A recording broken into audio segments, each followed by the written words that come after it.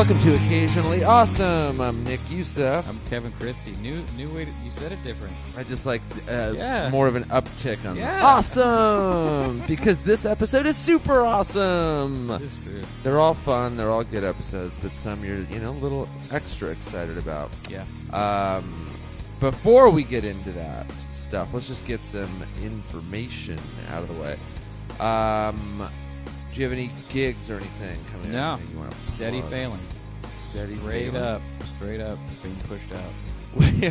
you got Neil Yeah, Brennan every and Sunday, friends. Neil Brennan Friends. I'll be at the Comedy Store this Friday and Saturday.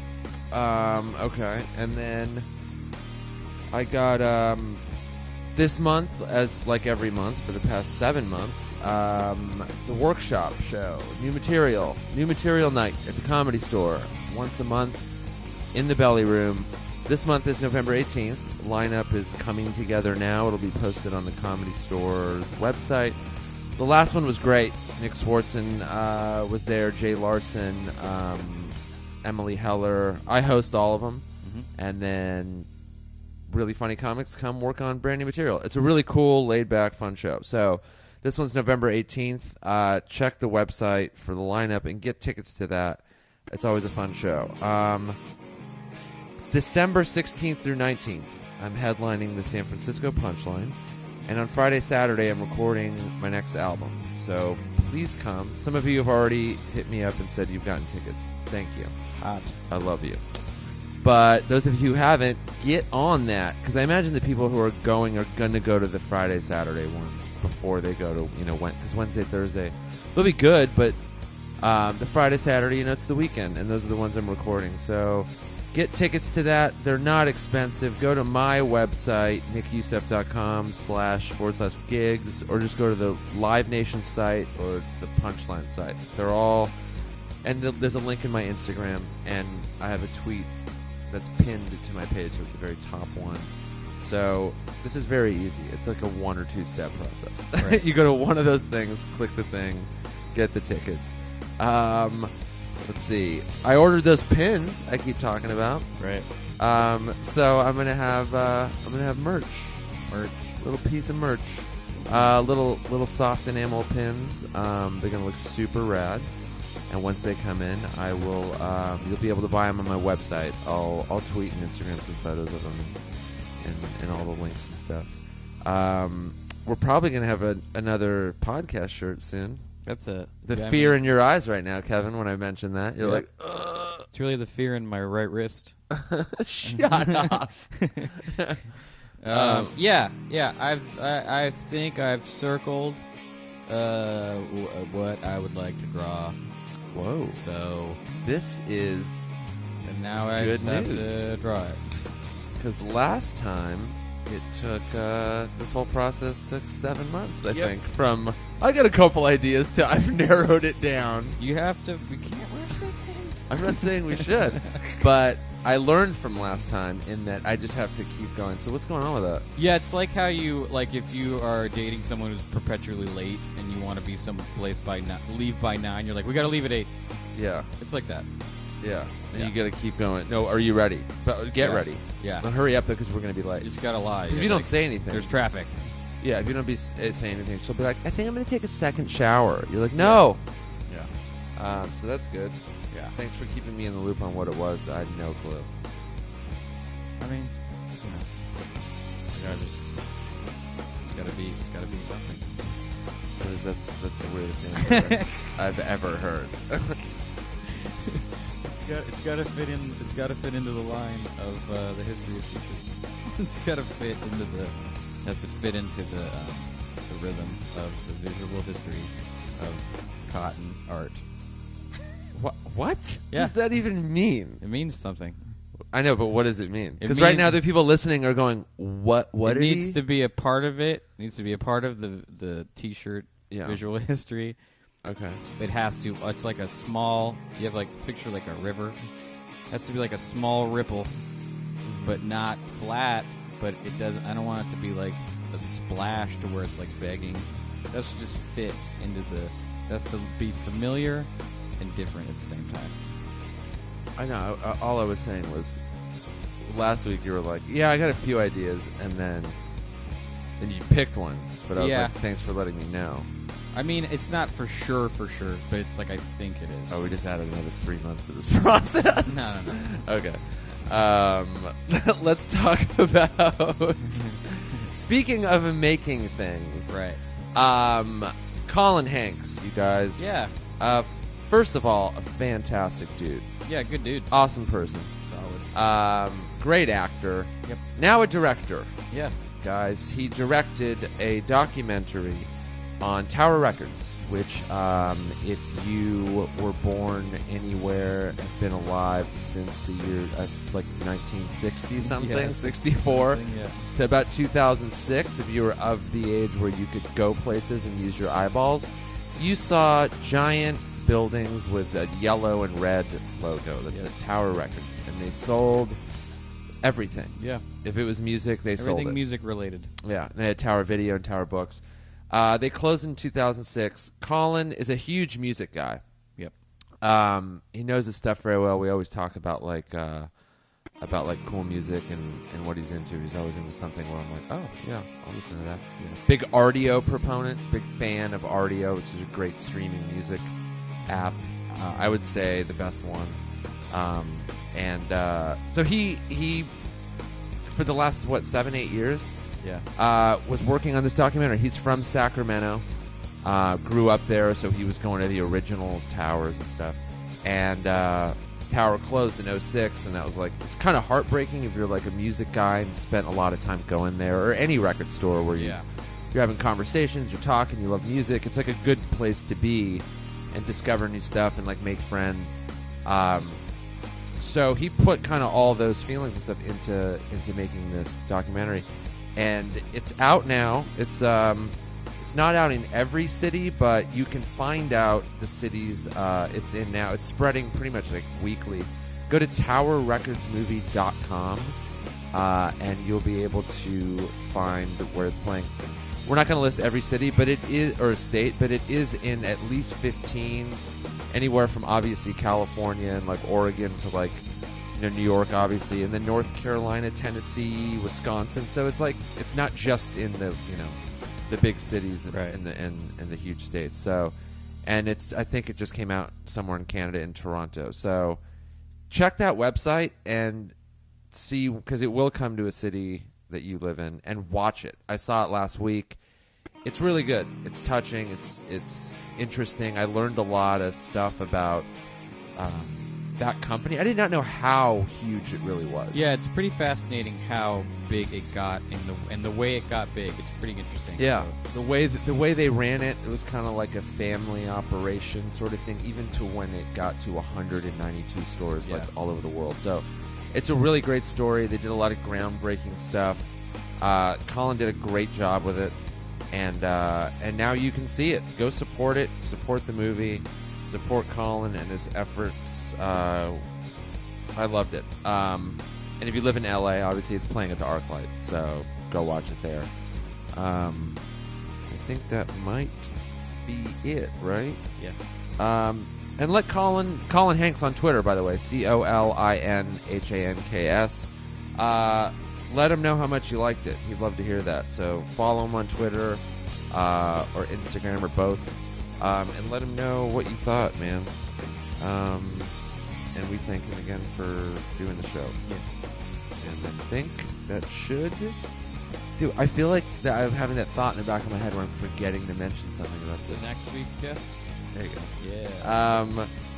We did record the episode for next week, and it's also a fucking super cool one. There's a book coming out called The Comedians. It's a 100-year history of comedy, from vaudeville all the way to like podcasting, basically. Which right now you're thinking like, oh, a 2,000-page book. No, it's like 400-ish or something. Yeah. It's a great read. I read it a couple months ago, and I've been dying to fucking talk to people about it. And the author. So Cliff Nesteroff is the author. KLIPHNESTEROFF. Originally from Canada. Did comedy for a little while. Became a writer. He's just one of those old Hollywood guys. Knows a lot. He has a fascinating depth of knowledge. Totally. When it comes to this. Yeah. When it comes to anything old Hollywood, and he knows a lot about comedy. Yeah. Wrote a book on it. That book comes out next week. I think the same day as the episode. Yeah. So that's next week's episode. That one's going to be awesome. We had a really cool conversation with him about where he started, how long he did stand-up, and then writing this book and like what the hell that was like. Yeah. Getting 100-year history of comedy into a book. So yeah, that's next week's episode. You guys are going to love that one as well. So with that being said, let's quit rambling. 10-minute intros, I think, is as long as we go. Yeah, we usually try and keep them at 5 or 6. But sometimes you got a lot of cool information to tell people. Speaking of which, last thing. If you like our podcast, you guys, you always let us know. I get a lot of emails from you guys, and I appreciate that. I answer every single one. Leave some reviews on iTunes. Those help. You know, leave like a 5-star review or whatever your honest star review is. And leave like some kind of review. 1 sentence, 2 sentence. Hey, I love this podcast. Hey, fuck you guys. Hey, you should what your favorite episode was. What you like about us. Kevin's got a great body. And as Kevin's level of interrupting me lowered a little bit. That was between sentences. But yeah, let us know because that helps us, man. Okay, that's it. Enjoy this episode with the super awesome Colin Hanks, everybody.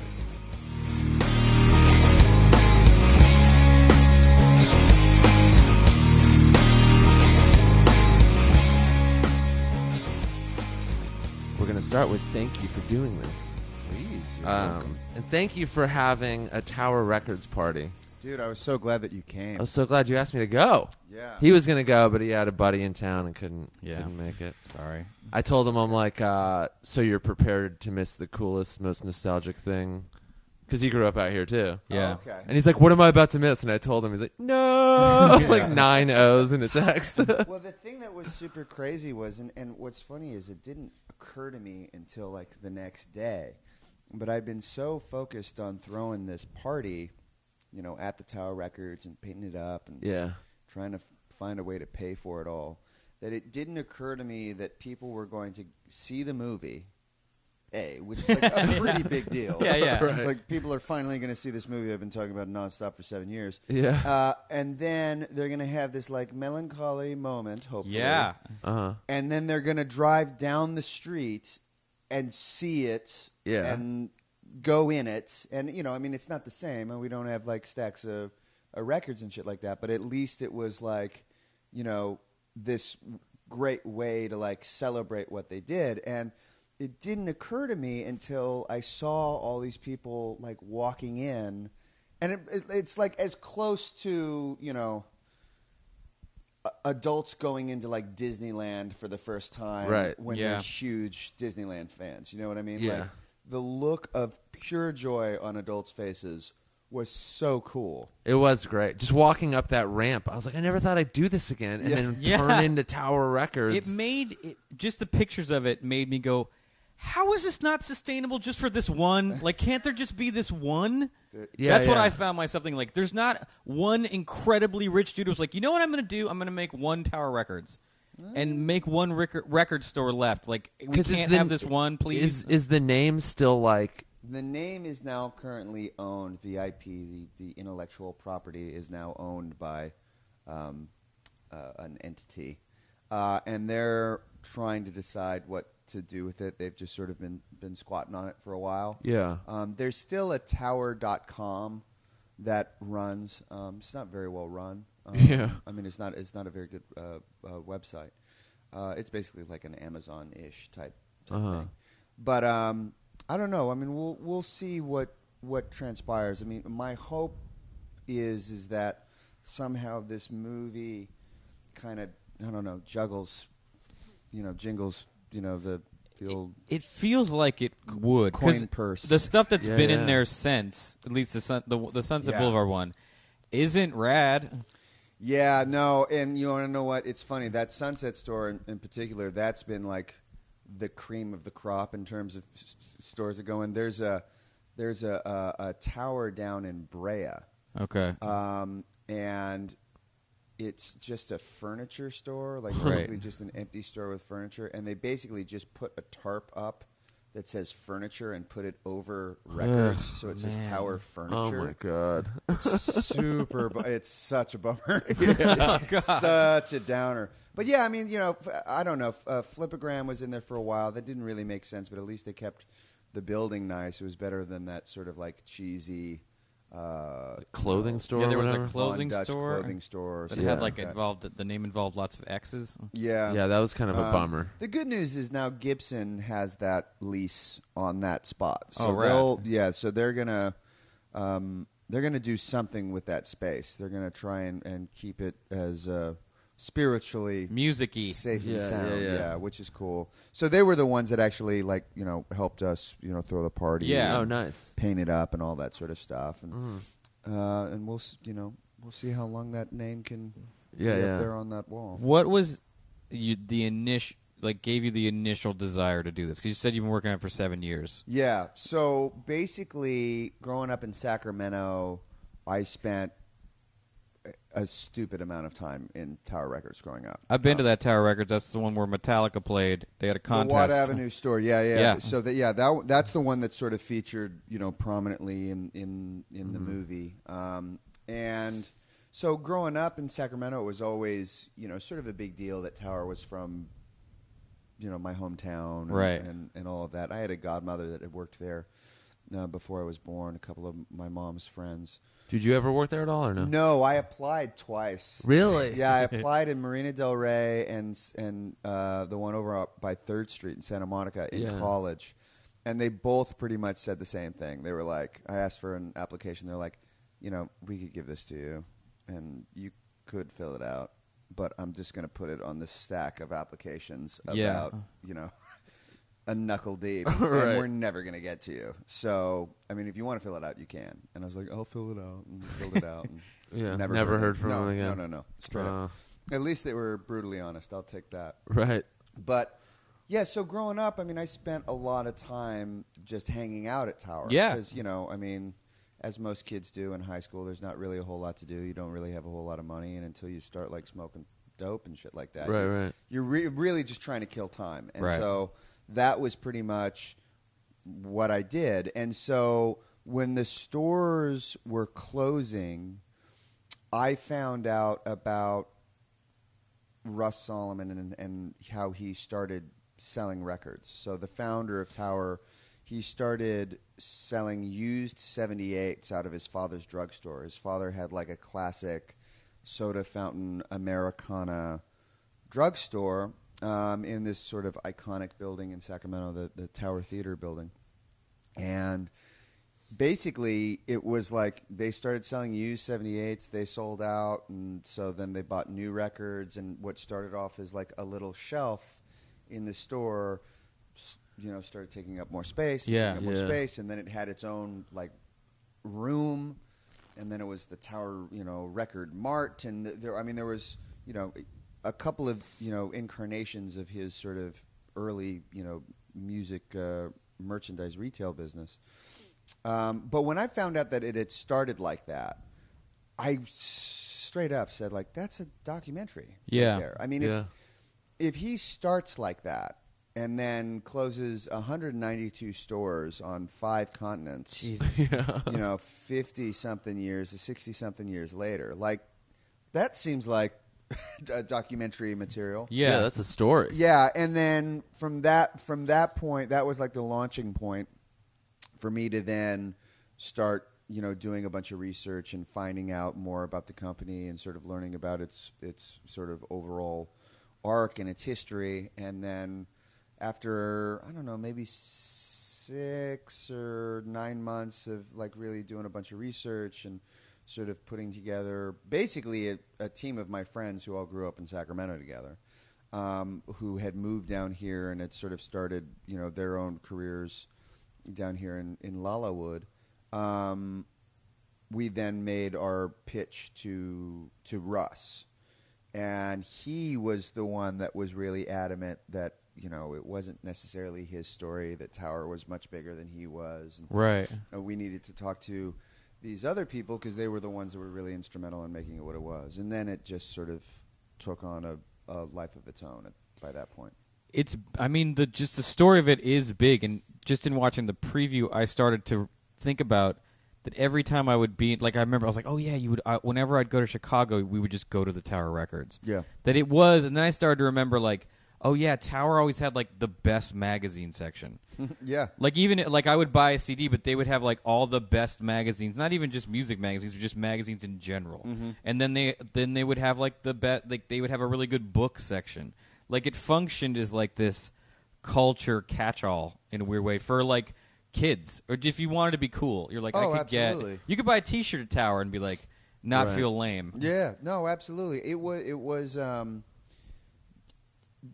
Man, I mean, I've been with this thing so long that it's kind of, even I kind of have a hard time remembering that, at the end of the day, what we're talking about is a retail business, Right. whose sole purpose was to sell, stuff. to sell stuff. Yeah, make money. And to make money and Right. do all that stuff. But there is so much about what Tower did that was incredibly revolutionary and very different from what the norm was at that time, that, in 2000, whatever we're in, it's kind of hard to you don't think it's that big of a deal, but like creating an environment where you could go and hang out and spend as much time as you wanted, be completely entertained, and yet still leave without buying anything, and that being okay. Yeah. Yeah. That's that is not something anyone recommends in a business class. Do you Yeah. know what I mean? And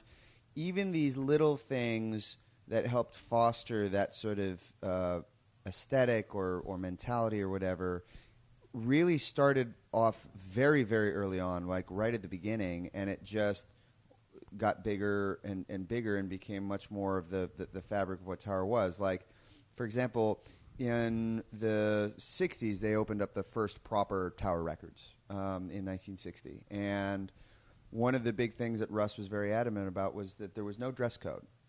Now, that does not seem like a very big thing at all now. Right. But Yeah. at that time, if you were a salesman in any business, you had to have a clean-cut haircut. Yeah. You had to wear a suit and tie, and you needed to be incredibly personable and try and, walk out on that floor and let's go sell some, whatevers. Vacuum. Yeah, vacuum. Yeah, exactly. Right. Let's go sell some washing machines. Yeah. And here's this company where that just wasn't part of the deal. Like you could wear whatever you wanted, you could look however you wanted, and albeit in the early '60s, it's not that style is not that radical. Do you know what I mean? But by Right. '68, Yeah. within 8 years, that becomes a very big issue. That becomes a very big thing because all of a sudden you have this total split between one generation and the next. Yeah.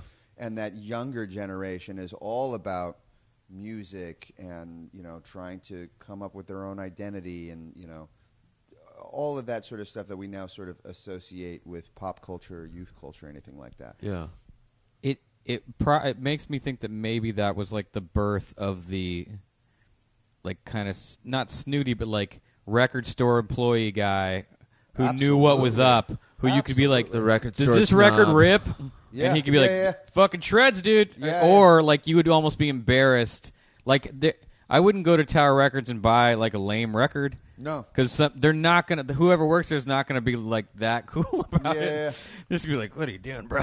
Well, and then especially if you're spending a lot of time in the store, do you know Yeah. what I mean? So, like, remember a couple of times where I'd spend like, an hour, 2 hours in a store, and I'd like think I know what I was going to get, and then I'd like spend a good 5 minutes wrestling with like, all right, so should this be the one? Yeah. Because they've noticed that I've been here for like 2 hours. Right. So is this the one I'm gonna, put put the credit on, so to speak. You know What I used to do is I would go in and I would sandwich them. So I'd get like the thing that was kind of cheesy. So I'd be like, I really like Gordon Lightfoot, and I know this like tattooed snob.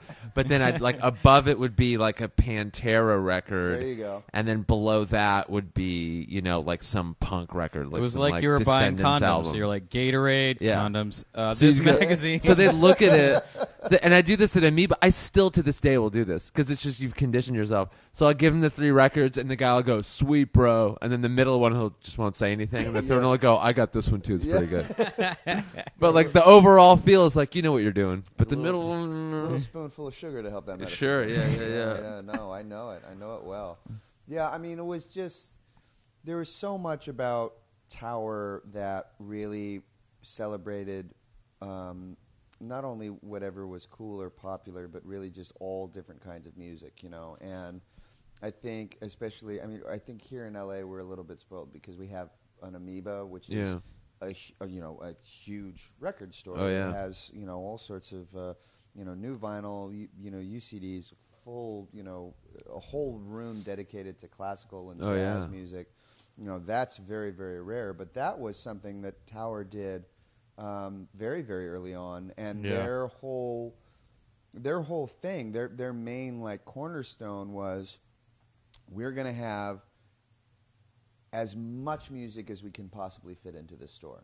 Yeah. We're going to have an incredibly deep catalog. We're going to have as many of the albums from an artist as we can possibly fit in. So it's not just, hey, our jazz section is going to be, Coltrane, Thelonious Monk, and Miles Davis, and it's just going to be like, their 3 most popular records. Right. And then we'll do that for every genre. They were like, no, we're going to stock this with as much music as we possibly can.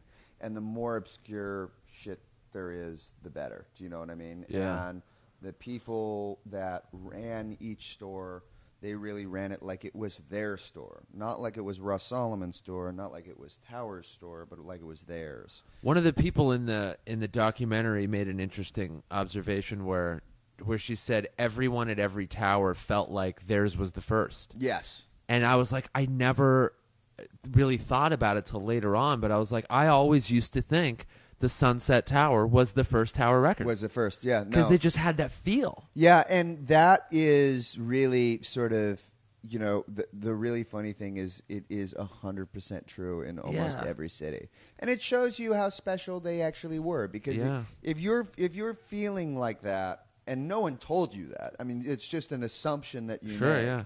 It shows the quality of that store. Yeah. Where if you go to a Tower Records in Nashville and you think that that's the first one, like, oh man, this started here. Yeah. That's like, I mean, that's... Well, they all feel local. Yes. Because you'd walk in, there'd be a bunch of local flyers around or things for things. It And felt employees that aren't like worried about their job, they're just like hanging out. Yeah. They're like, that's a guy totally. that lives here, he's from here, he works here. Yeah. Totally. Yeah. Which and is a hard thing to do to pull off when you're like a multinational chain. Yeah, man. I mean, the thing I realized in talking with Russ and talking with those people that, they were there at the very beginning of, the sort of, like I said, the sort of pop culture youth wave, whatever cool term you want to use. And I know that those are neither cool terms that anyone uses.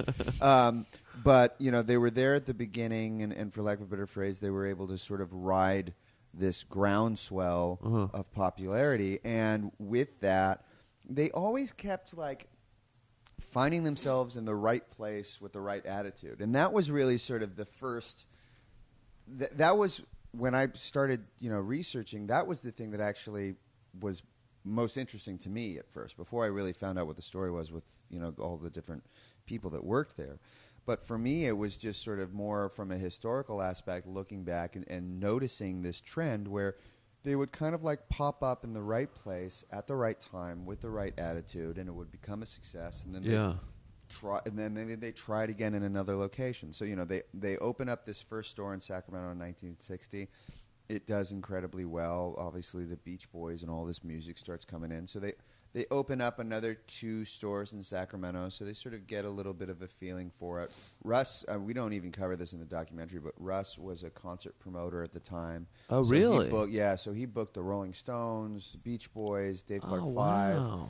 Which at that time, keep in mind, is actually sort of a big deal because Bill Graham is just sort of starting to rise to prominence in San Francisco. Yeah. Wow. And so it was kind of like, you know, any band that was coming through San Francisco, Russ would also book in Sacramento. Right. So he opens up these 3 stores and sort of does pretty well, and then he decides to shutter the promotions gig and just focus on stores. And so he, the San Francisco, how he finds the San Francisco store is just it's a good story. It's just ridiculous. Yeah. He basically finds it hungover after a night of womanizing. Right. And so then he opens up that store, and it's March of '68. Right before. Some people say the Summer of Love is '67. I wasn't there, so I don't really know. Yeah. But obviously, that's a very important summer in the Bay Area between, Berkeley and San Francisco and that whole sort of Haight-Ashbury scene. That's Right. when it's all really starting to become, incredibly well known. I mean, that city, for lack of a better phrase, is about to be invaded by, hundreds of thousands of dirty hippies. Right. And so, like, the timing of that. Oh, well, how fortuitous that is to be able to open up this huge store right at that exact moment. You're about to be invaded by throngs of people who want records. Yeah, and Right. Russ actually says, it's like, you can call it the hippie movement, but really it's the music movement. That's really totally. was the defining, the common thread throughout all of that.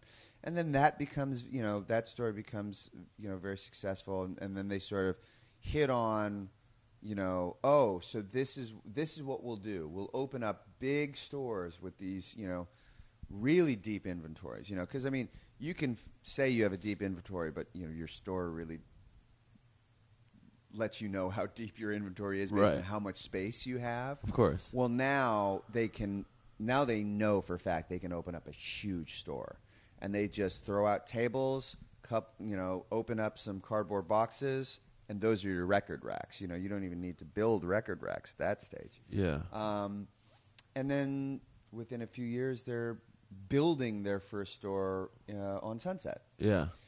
So that that alone is like, oh, I didn't know Tower built that store. They built it for $70,000. Yeah. What? I mean, Like it was a friend. Yeah. That worked there. yeah. Russ's cousin had fixed up the San Francisco store, and Russ's cousin Ross was like, "Oh, I'll help you build a store." Yeah. Great. So Ross and this guy Stan Goman, who ended up becoming the COO of Tower, he had 35+ year career at Tower. He helped build that store. I mean, it was basically like 2 dudes and a couple of workers every day, and they built that fucking store. Yeah. How did he say it was built? He's like it was a prefab. It was or a something? prefab building, which basically just means that it was already. It's a rectangle. It's basically just a rectangle. It's like a erector set. Here are your pieces. Here's how you build it. It's like one of those sheds you could buy. There you go. Yeah, pretty much. But what a great story to shut down someone who works for you, who's like maybe being a dick. You're like, I built it with my hands. Yeah. You piece of shit. What was crazy was when we had the party the other night, Stan was there, and I said, Stan, if you go in the back there, you can still see the outline of the tile. And he goes, really? Oh, I yeah. go, oh, yeah, they still have like a dirt outline on the concrete floor. Because Stan, says in the movie that he laid all that tile with his... That's incredible. Yeah, it's That crazy. is super cool. And so, then it just keeps going. They keep doing that over and over and over again. Yeah. And things that end up becoming, start off as just like a crazy idea and or accident. They just keep going and keep going. And it goes on the like first that for Japan 4 years. store.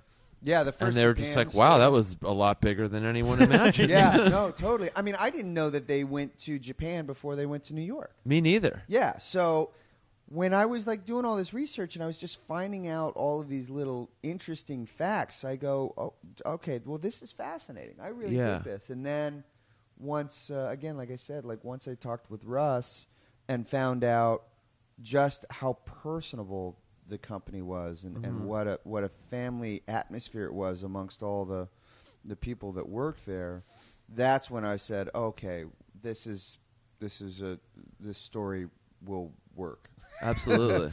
Now it's just my job not to fuck it up and try and tell it the best way I can. Right. And you did a great job. Oh, thanks, Billy. Yeah, it was really good, dude. I mean, the family aspect was so cool because I didn't know a lot. When you walk down a street, in any major city, you're going to see a Tower Records. You just assume a bunch of dudes in suits run the place. Oh, you don't think it's like this music lover, former concert promoter, like started a store, hired his friends, When I think did about it all in trust. When I think about Tower Records, in almost in reference to what we were saying about feeling local, I never in my head thought there were that many of them. I was like, oh, it's too cool. There's probably like L.A., Chicago, Sacramento, San Francisco, New York.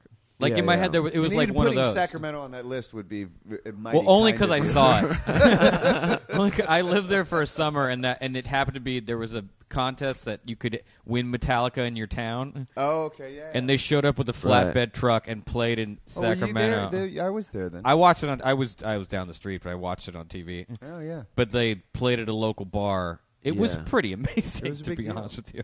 That was actually a whole big promotion that they did where they wanted to do 3 concerts in one day. Yeah. Because they played Campbell earlier in the day, and then Sacramento was the evening show, and I think one of the other location fell through. Yeah.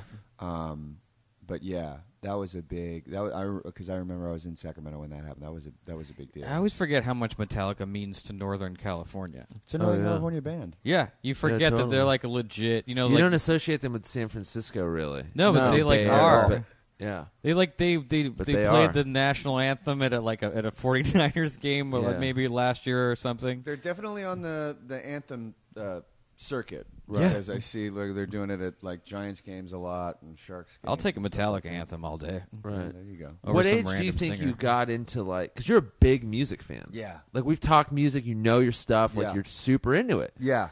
When did you realize, like, oh, I'm obsessed with it? Like, this is my part of my identity. I'm a music guy. It was probably in 91. Okay. I was 13 or so. I had always been buying cassettes when I was younger. The first Beastie Boys record. Yeah. Raising Hell by Run DMC. And was sort of into, I took a bus to school, and so it was really all about like having a Walkman and listening to those 3 songs on your way to school. Yeah. But those 3 songs were like, oh man, this morning I'm gonna come into hysteria, pour some sugar on me, and then maybe I'll the first track on the B side. I don't know. We'll see. But so I had always sort of listened to music as a kid. My mom listened to a lot of music in the car. She always had the sort of radio on in some way, shape, or form. And then around 91, just so happens to be the year that I tended to sort of have my own music taste that maybe my parents were not aware of. Yeah. Do you know what I mean? Because keep in mind, like the Beastie Boys, Run DMC, that sort of stuff. Like that was a big enough deal that my parents knew about it at least. But then once you get to, late 91, then it starts becoming stuff that it becomes even bigger. But I latched onto it before. I'm not saying that I heard of it first. That's not right. You can say that. This is a safe zone. You can be like, I'm a snob. It's cool. When I discovered Nirvana. When I discovered Nirvana, I said, these guys are the bee's knees. You've got it. But that was when, all of a sudden, my musical taste started really sort of going in a very different direction from, everything prior. And that's, the Nirvana record. It's the Pearl Jam record. It's Blood Sugar Sex Magic by the Chili Peppers was a big one for me, and then that spun out into Primus and the Meters and Mike Watt and just all sorts of stuff. And then, there was still stuff that was popular at the time that I really dug to. Like I bought that Stone Temple Pilots record. We all did. I bought those. We all did. I bought the concert tickets for that at Tower Records. All that sort of shit. Oh fuck! I forgot you could buy concert tickets. Yeah, that totally could. That was another big deal. That was another big deal. The fact that was where you could go buy tickets. I want now. I'm trying to figure out what I bought tickets for there because I've done it. I remember doing it at least once. I wonder what it was. For just face value, there was no service fees or whatever. Yeah. No, Bass tickets. You're just like, here's my money, and then they would give you your ticket. But so Tower was really sort of the Tower, and then there was another sort of indie record store in Sacramento called The Beat that I went to a lot, and that one was actually sort of closer to my house. So when I was in the pre car days, I would just ride the bike to The Beat. And if you were really feeling adventurous, I could ride my bike down to 16th and Broadway in Sacramento to the Tower. Yeah. But once I got my car, actually it was a minivan. Don't mind if I do. Yeah, exactly. Thank you. Hand me down. That's when I started going to the Tower Records a lot, and then that's when the really the hanging out, talking with the people who worked in the store. Trying to find out as much about all the different kinds of music. That's when I really started to get fanatical about stuff. Yeah. That's when I started to find out, okay, well, what are the bands that I like, and sort of those kinds of things. Okay, well, Blood Sugar Sex Magic's dedicated to Mike Watt. Who's Mike Watt? Oh, okay, he's this guy, and he has all of these different influences. Okay. And sort of learning about music that way, and at least hearing about other things that no one in my school was talking about. No one in my school was listening to. So you made friends with these record store guys, where you were like, oh, we have these common interests. Yeah, I Let's mean, learn to a from degree. each other. To a degree. To be able to sit there and talk about stuff. I mean, it took me a long time. It actually took me a long time to realize it's okay if you don't know shit. Yeah. They didn't know shit at one point. Yeah, they learned exactly. it from a different dude. And so, there'd be like, well, about, this group. And you're like, oh, yeah, I know all about them. And then I'd wait for them to be, helping someone else. And then I'd go and, rifle through the stuff. And they're almost hoping you don't so they could be like, you should check them out.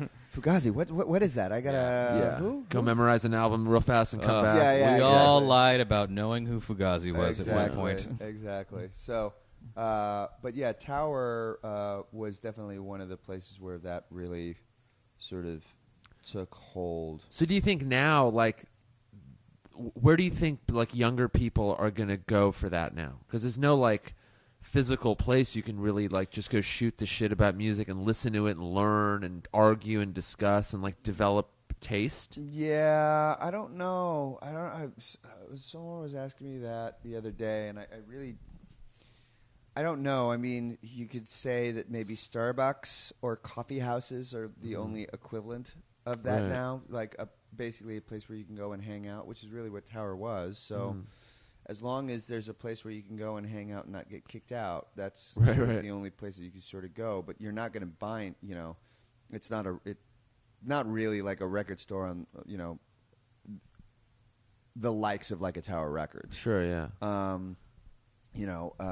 So many people have been asking me do you think it was better back then? And I go, it's not better, it's not worse, it's just different.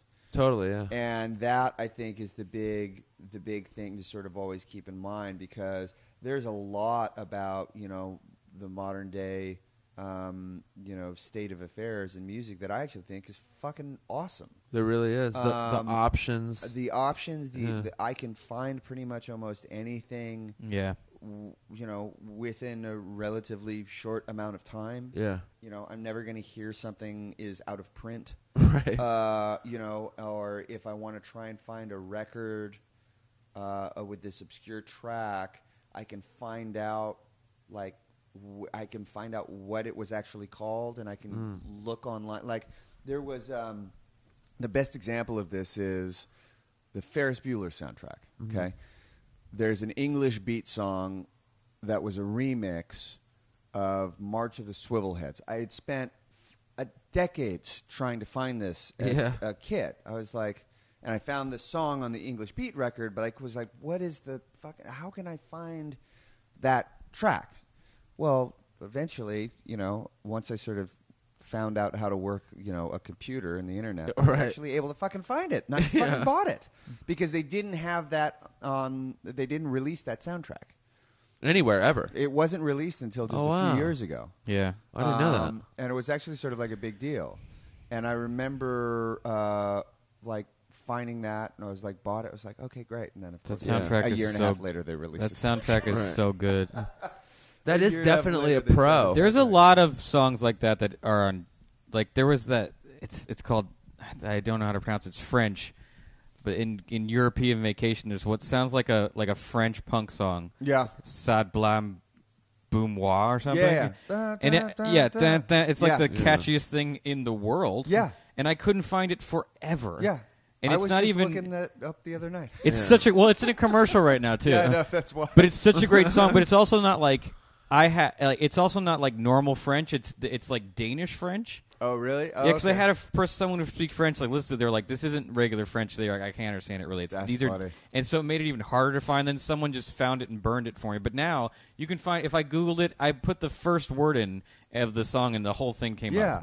That's not a shitty thing. No, it's great. I mean, it's a really amazing thing. And so, like, I really do miss, having a sort of place to go. I mean, we still have it with Amoeba, and there's a bunch of other really great record shops here in L.A. Those are coming back, too. Like, record stores are, like, starting, like, little, smaller ones. Yeah, they're small ones, and then they're coming along, and, they're surviving. I wouldn't say that they're thriving, but they're doing okay.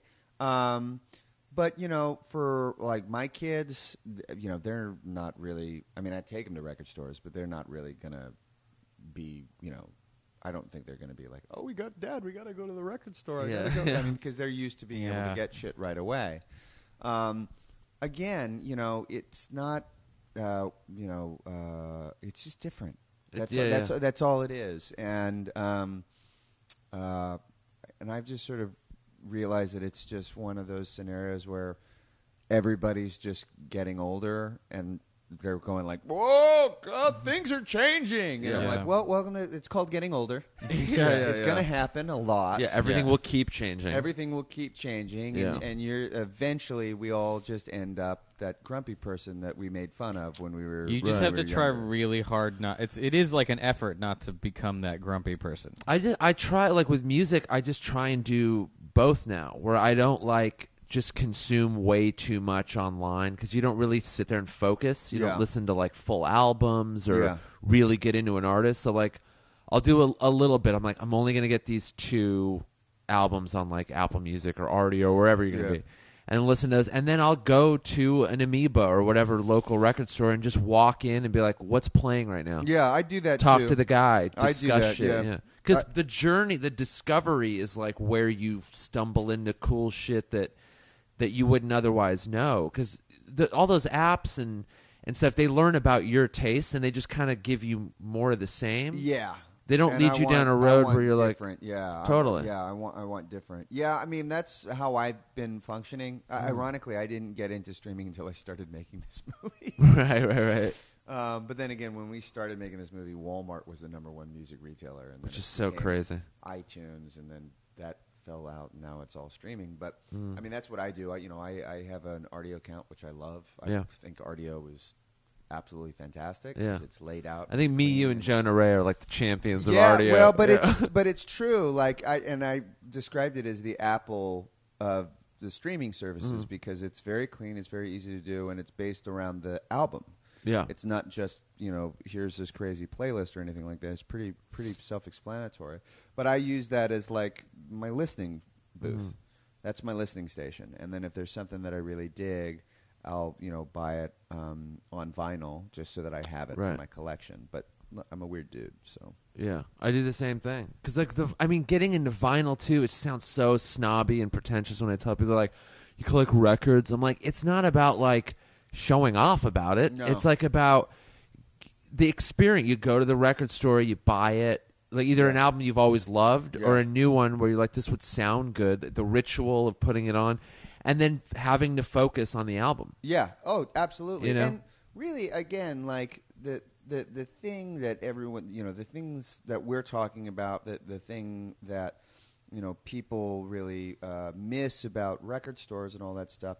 Really, I think what they're really talking about is they miss being younger and having the time and the energy to really be able to do that. Yeah, and when I was in 91, 92, 93, when music was pretty much like the main thing I identified with, it was the thing that I latched onto as like, this is who I want to be. This is how I want to be. All of those sorts of things. Those are all very young things that a majority of kids do. Yeah. They become obsessive and they want to learn everything there is to learn about, this particular person or this band, and they want to dress like them and they want to do all that sort of stuff. That's really all, a very young way of going about things. And the thing I keep saying is, along the lines of, it's not better, it's not worse, it's just different. Kids are still doing that. They're still wanting to find out, for lack of a better, person. They still want to know everything there is to know about Taylor Swift. Sure. And and it's much easier now for them to find out stuff about Taylor Swift. Yeah. Like, you don't have to buy, Kerrang magazine, right, or any of these sort of teeny bopper magazines now to find out about, the artist that you're into. Now it's just a different way of going about it, but it's all still happening. It's just now it's a little bit different. Now it's not sitting there and looking at the the covers and wondering what these people sound like in conversation, because you can go online and see an interview with them like that. You know what I mean? And so really, when people talk about all that sort of stuff, I just go like, I miss being a kid too. Right. I miss free time. Free time's pretty rad. You're like, I got 6 hours to kill. I guess I'll just go to the record store. Yeah, Like, I mean, you never have 6 hours to kill as an adult. The young people don't know, like they never even like were familiar with the things that we missed anyway. Where you're like, no one like looks at an album cover anymore, the liner notes. But to them, to them, it's like they never experienced the album cover or liner notes. They just click on the series of interviews that artist has done. That's their that's their liner notes. That's their thing. It's the way I see it is like the liner notes. Well, really, what's replaced liner notes? The website. That's what it is. Yeah, totally. I mean, I remember when I got to college, going to the computer lab, where you could just go in and you give them your card and you could just go on the internet. Yeah, you could surf the web. So I would go, and was a Navigator or whatever, Netscape Navigator. Yeah. To go, and all of a sudden I go, wait a minute, are you telling me there are all these people that have like Pink Floyd websites? Yeah. Great. Cool. And I want to find everything I can find out about that fucking Wall movie that scared the bejesus out of me when I was a kid. Or all those albums where they never printed the lyrics. Yes. And you could never figure it out. And so what are they now saying? There's answers. Yeah, exactly. Yeah. Exactly. And so, again, I'm a big believer in the power of boredom. And basically just wanting to kill time and trying to come up with ways of entertaining yourself that, that for lack of a better phrase, are healthy. And for me, going to the record store, that was part of it. But then I was, I'm on that cusp because I was around when they stopped selling singles. And so, I was around when the internet sort of became this thing where all of a sudden maybe I wasn't going to a record store to kill a few hours. I was like going home and sitting on my computer and going into, some AOL chat room, being propositioned by people who are probably 45 years old posing as young kids. But but I remember how exciting that was. And what were the thing that we would bond over? Music. Totally. What bands are you listening to? Oh, I'm listening to the new Rancid record and all that sort of stuff. That boredom there was a lot more boredom to be had in the 60s and 70s. Yeah. There were 3 channels Right. to choose from. Do you know what I mean? And nothing good was on those 3 channels, really, the majority of the time. And so you went outside, and it was really about being bored with your friends. Right. Where'd you go? You'd go to a record store. Well, now it's a little bit harder to get bored. Yeah, where do kids loiter? Yeah, I know. I mean, just like going and sitting outside of a 7-Eleven. They'd loiter online, I think. They just look through that's definitely Facebook part of feed. it. Yeah, that's definitely part of it. Or they loiter together online. Yeah. I think like there's let's meet up and all just hang out on our phones. exactly. Yeah. I think Which I'm there's totally still guilty like a of. transition period right now with that, where people are still trying to figure out like how much is too much and how much like real life do I need versus computer life, and where's a balance, You definitely have to have a balance. 'Cause Yeah. there are a couple of times where I've been like, holy shit, that was a bender. Yeah. I was like, wow, 3 hours online, like the sun's out. I could have taken a walk, had lunch with a friend. Exactly. Hence why I walked here. It's like, Right. I gotta walk. Yeah. I gotta go outside. It's really nice out. Yeah, even getting like 10 or 20 minutes of whatever is like it breaks you away from that, and you let yourself be bored, Yeah. which is super We're still pretty important. excited about our technology, so I wonder if that'll change when it becomes completely enmeshed in all of our everyday lives. Where I still think there are gadgets come out where we're like, holy shit, you can do this, Yeah. and maybe people will get back to maybe going outside will become a cool thing again. I think that it's leveled off a little bit with music because Yes. when it all went free, everyone went crazy, and they were just like, give me like 100 gigs of music and then 50 more gigs in a month, and you're like, you haven't absorbed any of it. Yeah. You're just taking and taking. Yeah. But I think with these streaming platforms, like minus the fact that they're ripping off the artists. I mean, the artists aren't getting anything. And that sucks. It does suck. That sucks. But they are adjusting too. They're Yeah. learning how to like, all right, that's the lay of the land now. There's no way to undo what's online. Yeah. And how free or cheap everything can be.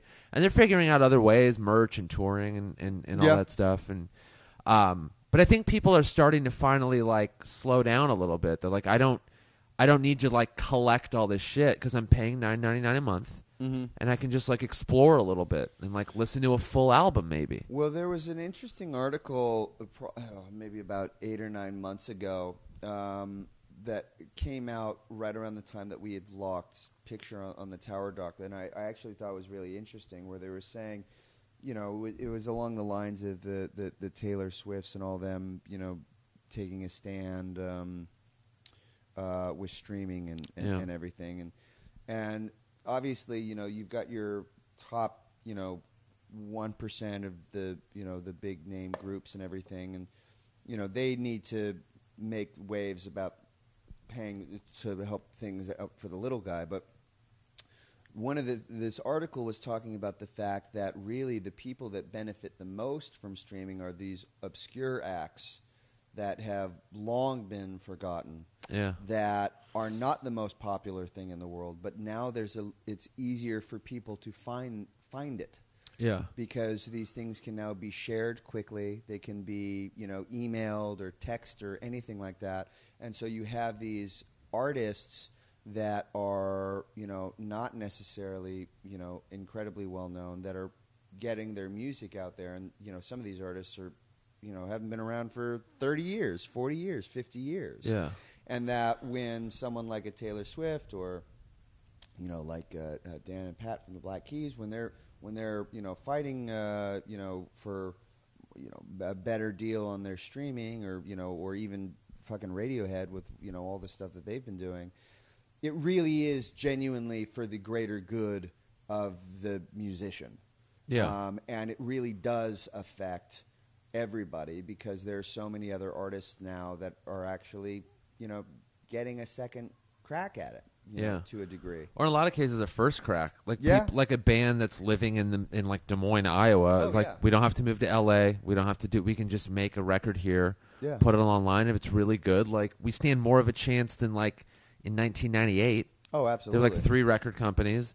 Absolutely. They created stars. They made way too much money. Yeah, and then everyone else had nothing. Yeah, totally. So now it's like kind of it's more of an even playing field.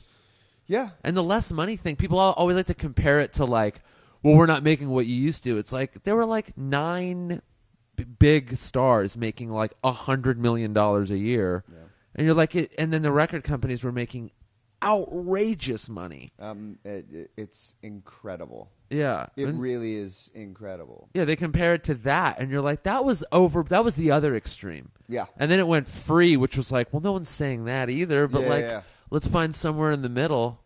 Well, I mean, and the other aspect of this that has always been incredibly fascinating to me is that, my day job of wearing makeup and pretending to be other people, that whole industry has been looking at the music industry and saying, how do we avoid this? Right. How do we stop this from happening? Mm-hmm.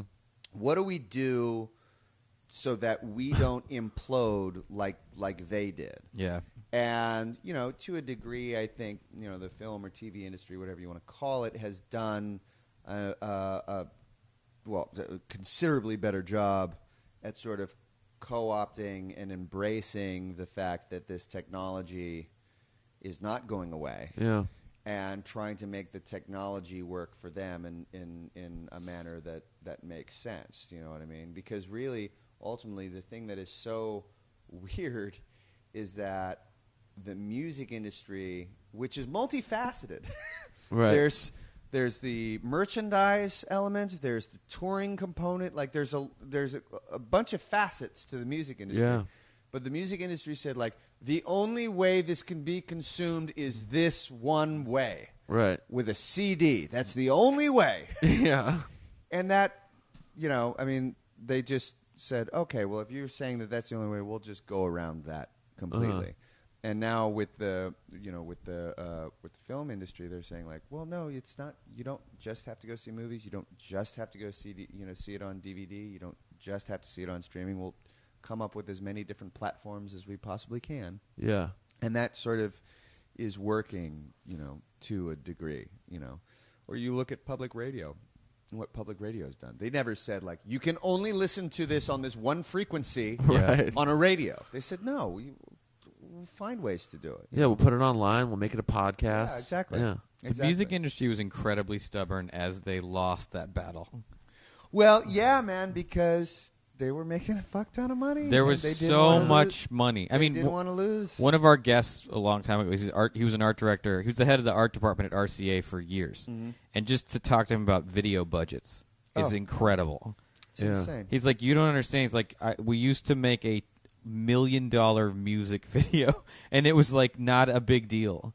Like the kind of money was just so insane that you get why that many people hung on to it. Like everyone was just like A&R guys. Everyone was loaded. Yeah. It was and it was not only everyone was getting rich. It was the coolest job to have. Fun job to have. Most jobs where you get credibly rich are kind of boring, like a lawyer or some shit. Yeah. But like, if you not only did you get to like dress like that. Like, my friend never not wore a leather jacket, and he had a cool as shit job. Right. Like, everyone looked cool and was loaded. Yeah. Yeah, most rich people don't get to, like, I'm going to hang out with Keith Richards today for work. Yeah, they're always just in a room on a conference call. It sucks. Yeah. Right. And that, at the end of the day, which I think is a phrase I've used a few times this afternoon, but that was oddly one of the things that really ended up being an important sort of theme for the doc, which was, here are these people that they weren't musicians, they weren't big label people. These were just regular kids that wanted to get a job in the music industry. They were able to get in at the ground level, and they were able to find a company where they could work for 30-plus years, have health insurance, live the life that they sort of wanted to live, have a whole lot of fucking fun doing it. Yeah. And it wasn't a place that they hated to work. Yeah. And how special and unique that is, to have a job that you love, to have people that you like to work with, to be able to say, I worked at the store when Elton John came in and would buy all these records and all. That this was sort of fascinating stuff. footage. By the way. That footage is nuts. All of that. I mean, that's a really special thing. And these weren't, necessarily the coolest kids in class. These were the guys who are just like, I love this. This is what I want to do, and I like having a good time, and I like to work, and so I'm going to do that. And they ended up getting to experience the music industry for 30, 40 years. Can I ask, and it wasn't mentioned in the documentary, and I want to know if it was intentional or not, what those people ended up doing after Tower closed? I wanted to kind of get into it, but once you get into that, then the stories start splintering. Do you know what I mean? Because some people stayed sort of in the, like Heidi Kotler, for example, she stayed within the book world. But like Stan Goman, he went and opened up a copying shop, like a sign making shop. But then that closed. And so by the time we had started, some people had already had like stutter stops with what they were doing next. And then within 7 years, it was just like, I can't mention what they're all doing because they all sort of split. So it was really much more about not what they do after the band breaks up, but just wanting to stick with the band breaking up. Yeah. And hopefully, it's a little bit of a cheat, I will totally admit, but hopefully people would wonder what they did. Right. And would get, if I can just get them to care about what they did afterwards, great. Yeah. Then you leave them wanting a little bit more. Sure. You know what I mean? It also like a pop you, song. Like, yeah. leave them wanting more. It left you more focused on what they did for that 35 years instead of like, because sometimes it doesn't always, end up great. They didn't like go on to another bigger, better thing. So you don't want to leave going like, oh, that poor guy. Yeah. Because the way they were talking about the place, it's like they loved their life. They loved that 35 years of like, this was the coolest thing I could have ever done. Yeah. Like I loved every minute of it. And then, all things must pass. Yeah. Well, like even Russ, when we started the documentary, he had opened up another record store. Oh, no way. He opened up another record store in Sacramento that was on the location of one of the Tower records up there. Wait, what's it called? It was called R5 Records. R5, okay. And I think it maybe lasted like 2 years, maybe. Right. Then it went bankrupt. Did the founders, like the main founders, did they get incredibly rich and stay rich, or is it the kind of thing where like as it went down they stayed in too long? No, here's what I can say. They're financially fine. Okay, good. Personally, It bothers me so much. Like all the 4 or 5 main. Good. Yeah. Well, Russ is fine. Yeah. Of the main group there, everyone is, they're still working, and they've all got their own different jobs. Yeah.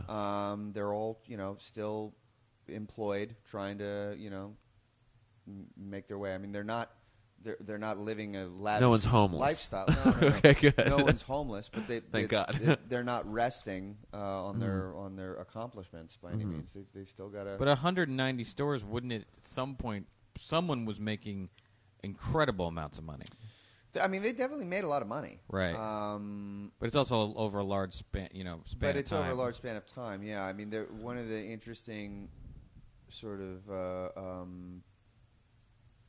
one of the interesting things that we sort of pulled from when everyone was sort of getting fired and the corporate restructuring people came in is one of the ways that they tried to save money was, okay, well, if someone is making $200,000 a year, let's fire that person and we can hire 2 people at $100,000 a year. Okay, so if I'm just going to go off of that number, $200,000 that's pretty good for a year. That's a lot of money. But in 2006, has that person been saving up? Yeah. Right. Has that person been, fiscally responsible in their own life? Yeah. I don't know. I didn't necessarily really feel it was my place to ask those types of questions. So I look, the main thing is that when they all lost their jobs, and some lost their jobs prior to the stores actually closing, but regardless, eventually they all lost their jobs. They all had a major readjustment period. Yeah. And some of them handled it a little bit better than others. I'm not saying that anyone handled it incredibly poorly, but it was all a big wake-up call, because again, there's this point. The company never the company saw growth every year from 1960 until around 2004. I couldn't believe that when they said that. It always made money. That's it incredible. Always That's made money. so rare. So there was for a no company. preparing for us. Why would they ever No, think? you Yeah. would never think that it's going There to was happen. no, well, this reminds me of when it happened. It Yeah. never fucking happened. No. There were more conversations like, why wouldn't I buy another Porsche? Yeah, Like, Yeah. Of course. exactly. Or- And yeah. which is not to say that it was always peaches and cream. Like there were years where the music industry was taking a dive, or there were issues that they were having, and it looked like things might maybe change. But then something would happen Right. that would pull them out of that. Do you know what I mean? And so when you're talking about that kind of success for 30 plus years, Yeah. Yeah. you don't necessarily think. I mean, I get comfortable after a couple of awesome days in a row. I'm like, great, dude, I got things made out. Right, Just right, shitty right. day happens. Yeah. Like, oh my god, they were doing very, very well for a very long time. Yeah. That's amazing. And it's cool that I mean I like that you just focus more on like the place and like and how they all felt working there and like what it did as far as like just the numbers and all that stuff. And I think you're just used to at the end of a documentary going like, well, what happened? Because it's always like, and then course. now so and so. Of course. But yeah. it didn't really matter. Yeah. Because you're just like, it was such a unique company and such a cool way of running it. Yeah. Like you see that and you go, why isn't every CEO Exactly. like Russ Solomon? Like, Exactly. why don't they get it? Yeah. No. Why can't more businesses take from this? Yeah. And improve upon it. That was really sort of eye opening. I mean, when I first met Russ, sort of ties into what we were talking about earlier. When you think like the CEO of this huge company is going to be, she's going to wear a suit and have a scar and be like, "What is it, kid?"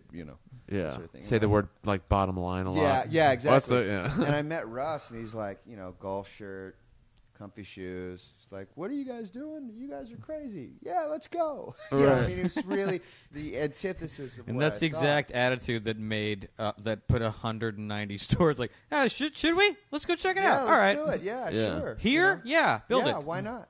And that ended up being sort of one of the ways I ended up making this movie is I just sort of emulated what Russ did. I got really smart people around me and let them do their job, and I didn't, micromanage stuff. I told them what I wanted. I told them, and basically when I would say what I wanted, I would say, here's what I don't want. Right. Because that tends to be how I operate. I don't want, I don't want a narrator. I don't want, famous people the first 3 minutes saying why Tower's important. Here's, this is one of the facts I want to make. This is one of the things I want to drive home. This is the vibe I want to feel when we're talking about the Sunset Store and having those conversations, and then, letting, Darren, our editor, go. Yeah. Letting Stephen, our writer, ask certain questions that maybe I wasn't necessarily thinking about at the time, but he's a journalist. I'm just a dude who wears makeup for a living. I'm just acting like I'm the director. So let's Too late now. You are a Trying to figure director. out Yeah, what are you Yeah. going to do now? Yeah, now you are a director. For better, for worse. One of them damn hyphenates. I know. Yeah. Fucking, I'm gonna. So do you want to direct it out. more now? Or do you want to like? Do you have like in the 7-year period where you're like, I'm loving this. I could think of other subjects I'm passionate about that I could do a doc on. There are a couple of other subjects that I've definitely been toying with, and so it's definitely something that I want to do again. I learned a lot in the time it's taken for us to make this movie. Yeah. And I've even used some of those lessons to sort of direct, like these. I've done a couple of short docs. Directed a short doc for ESPN, 30 for 30s, and About the Giants one? mascot? yeah, the Giants mascot, the anti-mascot, and produced a couple of as well. So I'm a little bit more knowledgeable about how this stuff works. But in terms of like taking on another feature documentary, I definitely want to do it, but I need to find the subject that really gets me supremely excited. And for whatever reason, that I got incredibly lucky with Tower. Mm-hmm. I just got very, very lucky that no one else was making this documentary, and for whatever reason, I just had to do it. And hopefully I'll be able to find another subject like that. I've got a few ideas, but nothing really. I have an idea, but I'm going to tell you after we're done. Okay. Yeah, so it's not so no one can steal it. So no one's on the air. these dirty pieces of shit So steals it. it is out right now, and it's L.A., New York.